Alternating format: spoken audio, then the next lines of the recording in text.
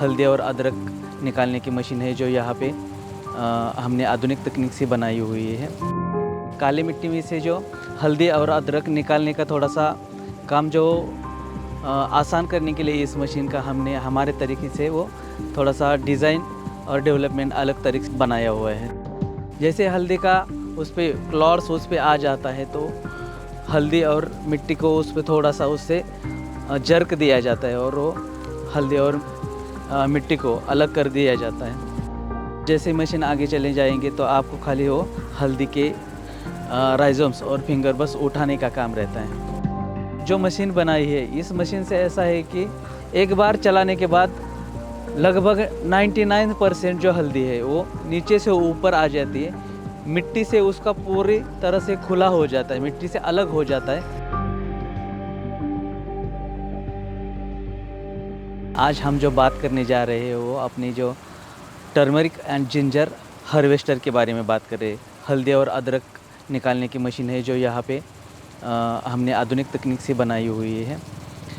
Sandy लोम soil जो रहते हैं, जैसे कि वालू मिश्रित मिट्टी जो रहते हैं, उसमें से हल्दी निकालने के लिए बहुत आसानी से मशीन से निकाल जाती है। अलग मिट्टी और हल्दी की जो राइजोन्स फिंगर होते हैं वो आसानी से अलग हो जाते हैं। लेकिन ये जो मशीन हमने बनाई हुई है वो ब्लैक सॉइल जो काली मिट्टी रहती है, काली मिट्टी में से जो हल्दी और अदरक निकालने का थोड़ा सा काम जो आसान करने के लिए इस मशीन का हमने हमारे तरीके से वो थोड़ा सा डिज़ाइन और डेवलपमेंट अलग तरीके से बनाया हुआ है। तो ये जो मशीन है उसकी थोड़ी सी लंबाई हमने बढ़ाई है और इसमें वाइब्रेशन ज़्यादा दे दी है।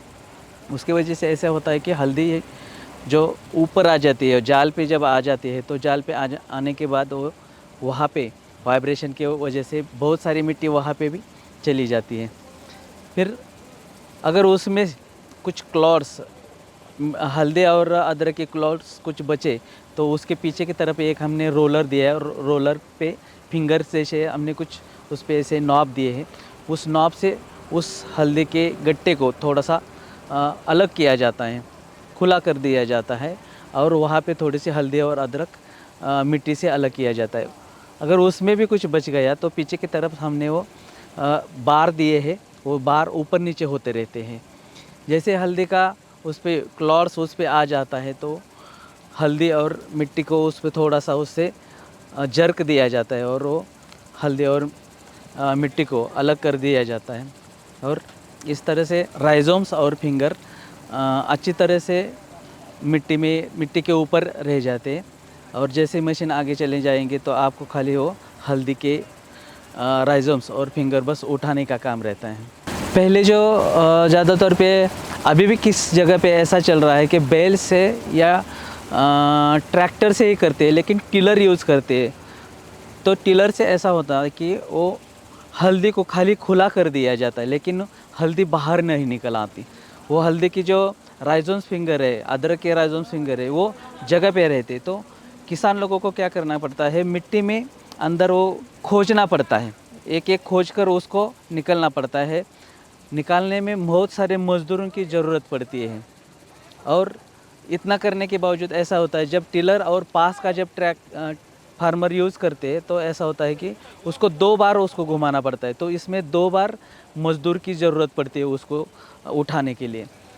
पर ये जो मशीन बनाई है इस मशीन से ऐसा है कि एक बार चलाने के बाद लगभग 99% जो हल्दी है वो नीचे से ऊपर आ जाती है, मिट्टी से उसका पूरी तरह से खुला हो जाता है, मिट्टी से अलग हो जाता है और पूरी तरह से वो फार्मर लोगों को उठाने का काम रहता है।